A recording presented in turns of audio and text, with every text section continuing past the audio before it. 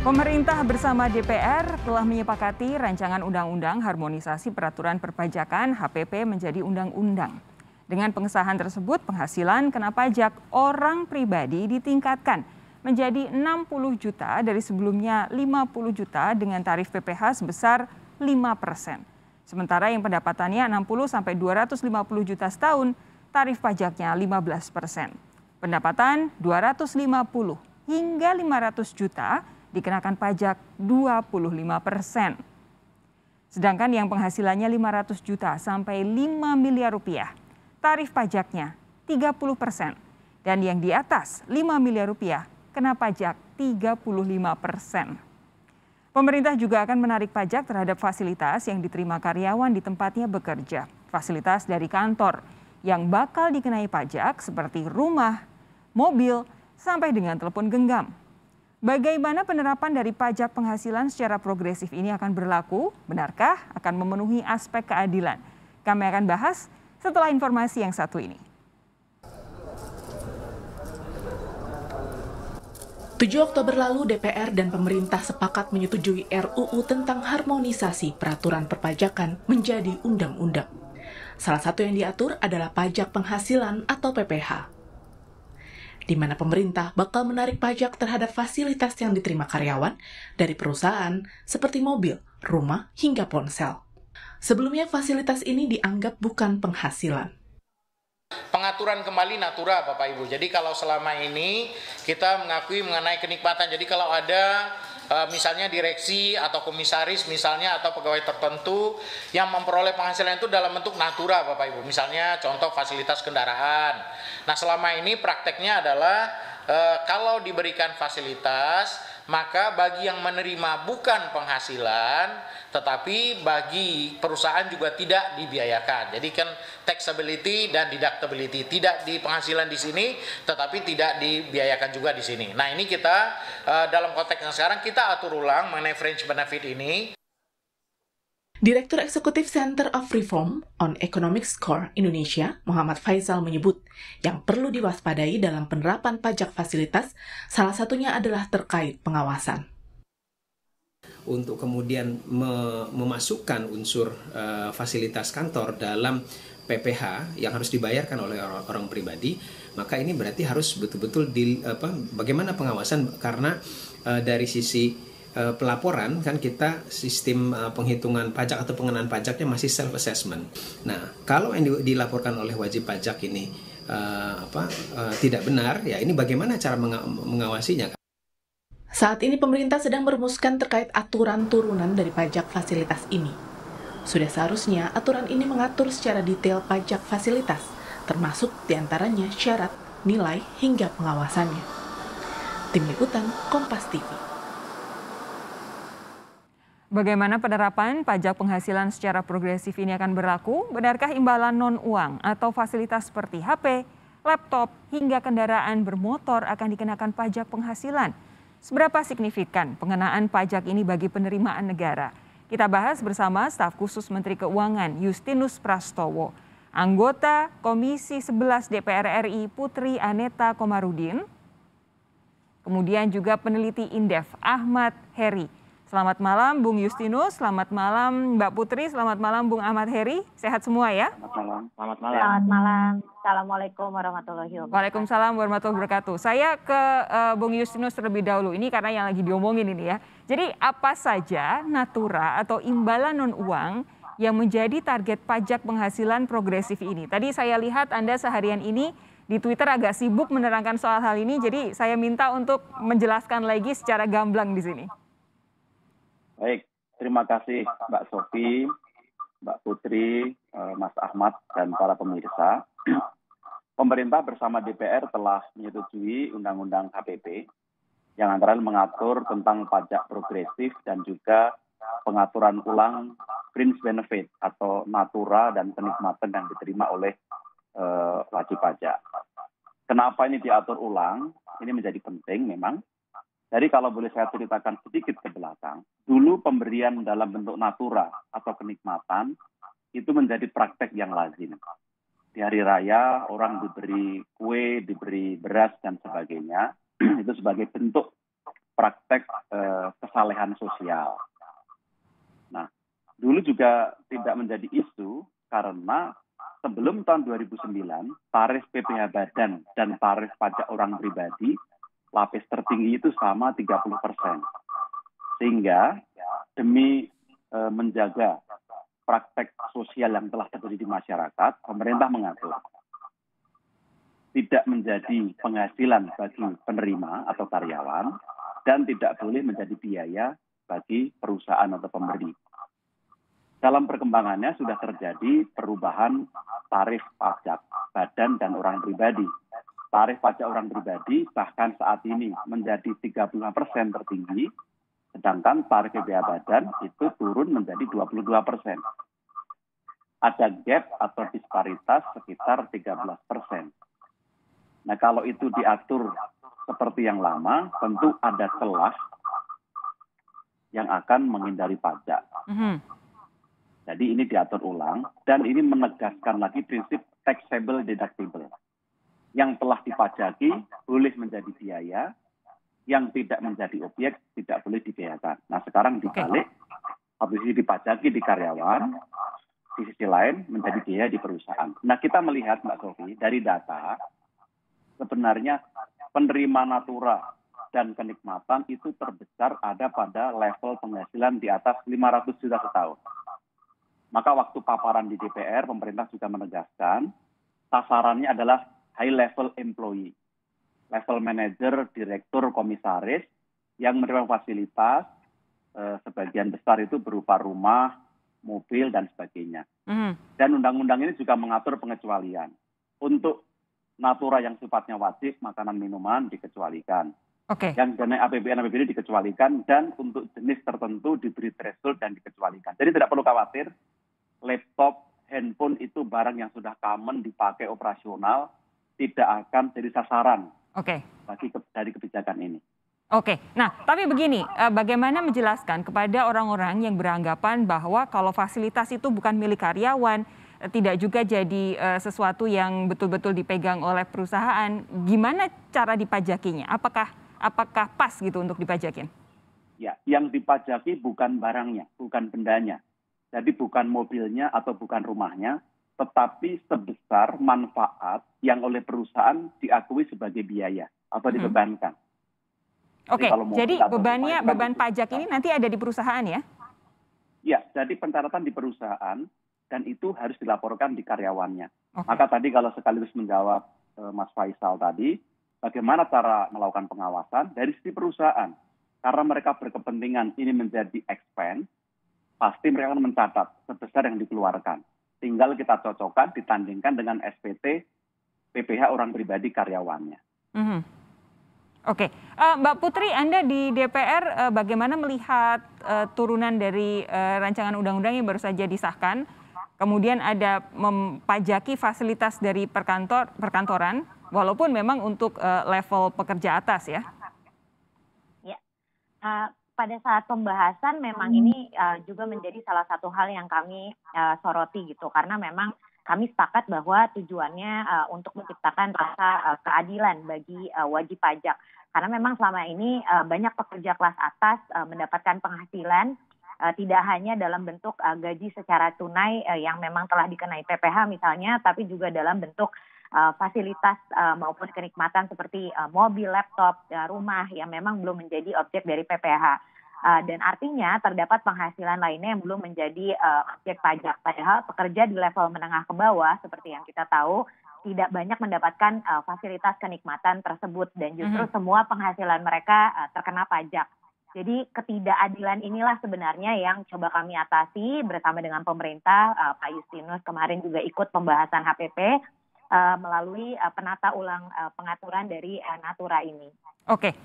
Apakah kemudian sudah dibahas antara DPR dan juga pemerintah, khususnya Kementerian Keuangan, efeknya kalau kemudian ada supaya tetap pengeluaran di perusahaan itu sama, akhirnya akan ada pos-pos yang dikorbankan supaya bisa membayar pajak ini, sehingga jangan-jangan yang kemudian pos-pos yang dikorbankan oleh perusahaan demi membayar pajak ini adalah yang seharusnya masuk ke kantong-kantong karyawan level ke bawah atau jangan-jangan ada pengurangan karyawan di situ? Sampai apakah pembahasan ini juga ada kemarin? Iya, kami turut membahas juga terkait dengan itu, tapi kita juga melihat bagaimana instrumen fringe benefit tax ini sebenarnya sangat juga penting untuk membantu mencegah tax planning yang seringkali terjadi di negara kita, yang potensinya juga tentu sangat besar untuk penerimaan pajak kita. Memang tadi sudah dijelaskan juga oleh Pak Justinus, ada gap yang cukup lebar antara tarif PPh-OP tertinggi yang sebesar 35% dengan PPh badan yang hanya 22%. Dan gap tarif yang tinggi ini memberikan ruang bagi pemberi kerja untuk mengalihkan imbalan bagi karyawannya untuk menjadi natura. Jadi melalui pengaturan natura ini, harapan kami sebenarnya upaya tax planning yang selama ini telah terjadi, yang telah menggeser penghasilan ke dalam natura untuk mengurangi beban PPh-OP tersebut dapat kita minimalkan. Dan tentu harapan kita ini bisa meningkatkan kembali penerimaan negara kita gitu, alih-alih malah memindahkan pos gitu. Oke, saya pertanyaan yang sama untuk Pak Bung Justinus lebih dulu. Ada tidak kekhawatiran bahwa nanti untuk mengirit pos pengeluaran dari perusahaan itu supaya bisa membayar pajak ini, akhirnya ada pos-pos lain yang sebenarnya lebih dibutuhkan karyawan level bawah yang mungkin akan ikut terpangkas? Kami rasa tidak ya. Tadi betul Bu Putri, ini semata-mata untuk memastikan rasa keadilan itu tercipta di semua level sesuai dengan prinsip perpajakan ability to pay yang mampu membayar pajak lebih tinggi. Jadi kami rasa ini tidak akan menimbulkan ekses dan bisa diatasi karena skema atau mekanisme sudah berjalan selama ini. Tinggal sekarang dibalik saja. Kalau dulu senternya di perusahaan, sekarang senternya di karyawan. Nanti tergantung perusahaan. Kalau beban pajak karyawan itu ingin ditanggung oleh perusahaan, juga boleh. Akan diberi tunjangan pajak, juga dipersilahkan. Skema itu sudah ada. Yang penting sekarang itu ketika menjadi objek, dia harus dibayar pajaknya, dan boleh dibayarkan dari si perusahaan, dilaporkan keduanya, bisa direkonsile, ditandingkan, supaya betul-betul diawasi bersama-sama. Mas Ahmad, apa tanggapan Anda soal skema pajak ini? Ya, jadi pertama perlu diapresiasi ya, karena pemerintah saat ini telah berupaya sekuat mungkin bagaimana untuk setidaknya meningkatkan rasio pajak dan memperkecil lebar defisit kita yang saat ini sangat besar. Artinya di saat kondisi saat ini bisa dibilang sedang tertekan, ya muncul ide-ide yang menarik dari pemerintah yang itu sah-sah saja sebenarnya apabila ingin diterapkan. Namun yang perlu dicermati lebih lanjut adalah bagaimana terkait dengan keberlanjutan, ya, sustainable dari penerapan kebijakan ini. Pastinya rencana kebijakan ini tentunya akan mendapatkan reaksi dari dunia usaha, dari para CEO, ya, dari manajer, ya, dari pekerja dan seterusnya. Yang tentunya reaksi ini bisa jadi akan mengurangi potensi dari apa yang saat ini telah dihitung misalnya terkait dengan penerapan pengenaan pajak dari fasilitas tersebut. Ya, katakanlah pemerintah mungkin sudah punya angkanya berapa potensi yang akan tergali, tapi karena ada reaksi yang timbul dari para high level employee itu, sehingga nanti akan menurunkan potensinya. Mungkin itu yang perlu dicermati lebih lanjut. Kemudian terkait dengan timingnya. Kita tahu saat ini ekonomi kita sedang dalam masa pemulihan yang kalau dilihat memang seakan-akan ekonomi kita di 2021 ini tumbuhnya cukup baik, namun perlu diingat kita tumbuh baik ini dari baseline yang sangat rendah di tahun sebelumnya. Sehingga pertumbuhan yang baik ini sebenarnya belum teruji. Seperti itu. Kemudian pertumbuhan yang terjadi di tahun 2021 ini juga masih dibayang-bayangi banyak bantuan. Bagaimana kalau bantuan-bantuan fiskal itu dihilangkan? Nah, apakah masih bisa tumbuh sebaik ini? Itu pertanyaannya. Jadi ekonomi kita ini masih tetap harus dikelola. Seperti itu. Salah satunya terkait dengan bagaimana pemerintah lebih mungkin mendalami potensi atau misalnya potensi-potensi apa yang bisa di-create lagi yang itu tidak menimbulkan gejolak gitulah di tengah jalan. Seperti itu kurang lebih. Oke, nanti apa yang disampaikan Mas Ahmad Heri akan ditanggapi oleh Bung Justinus dan juga Mbak Putri. Sekaligus saya juga mau bertanya, apakah dengan skema pajak ini akan signifikan pada penerimaan negara? Kita akan bahas semuanya sesaat lagi, tetap bersama kami. Sapa Indonesia Malam segera kembali. Terima kasih Anda masih bersama kami di Sapa Indonesia Malam. Kalau tadi Bung Ahmad Heri menyatakan ini cara kreatif pemerintah untuk mencari pajak. Tapi di sisi lain, Bung Justinus juga pasti sudah banyak mendengar ini ada kritikan bahwa bisa-bisa aja sih pemerintah cari cara buat majekin masyarakat.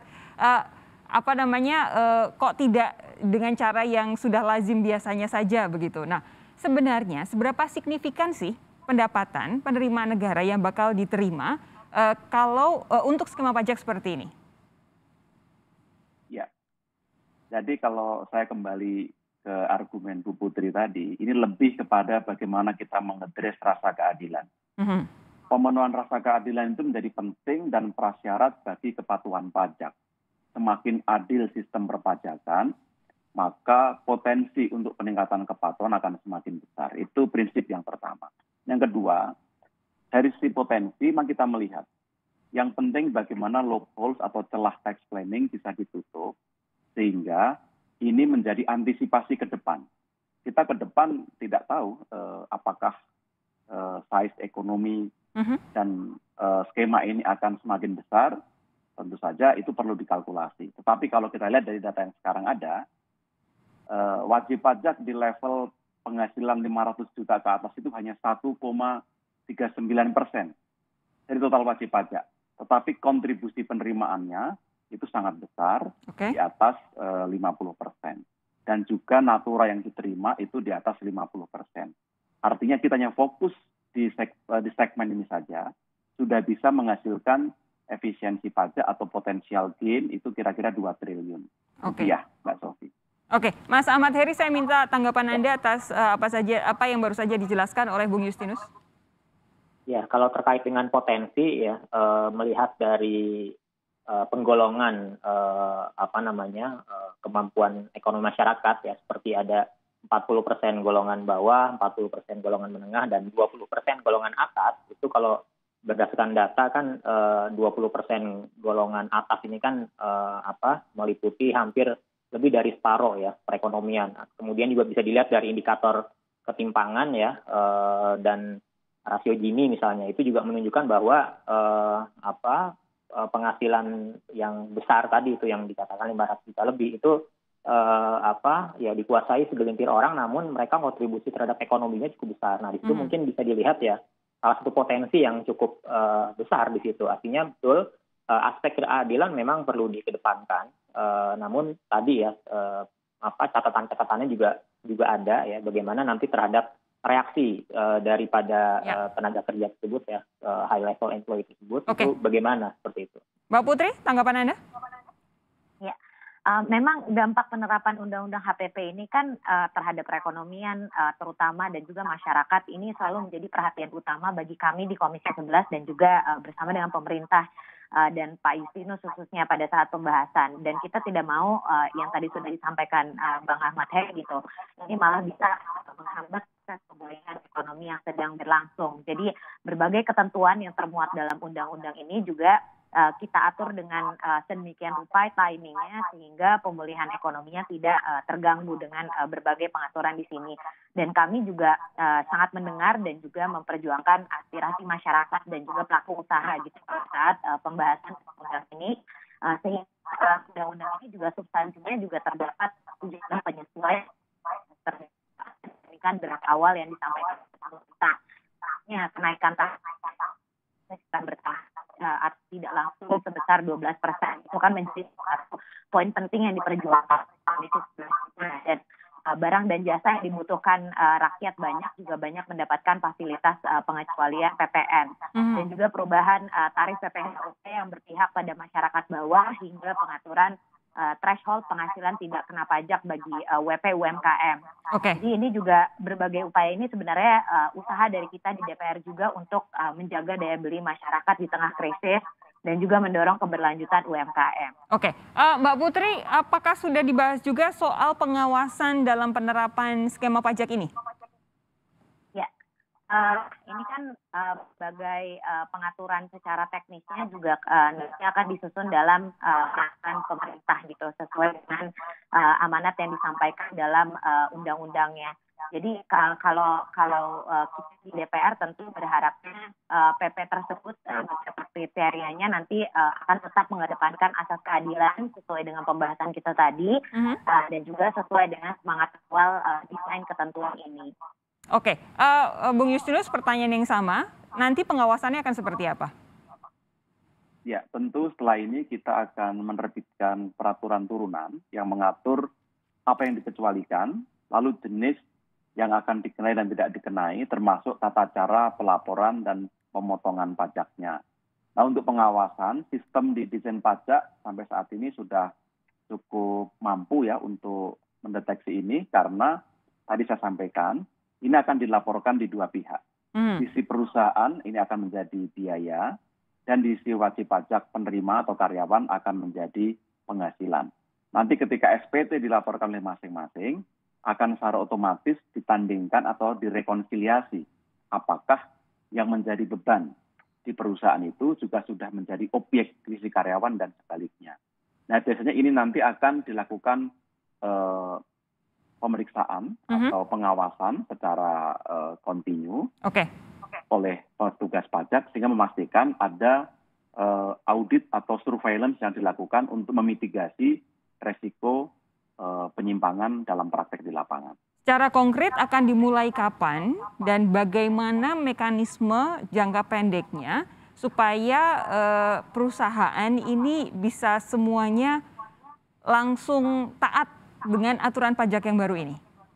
Ya, tentu undang-undang ini berlaku sejak diundangkan 29 Oktober 2021.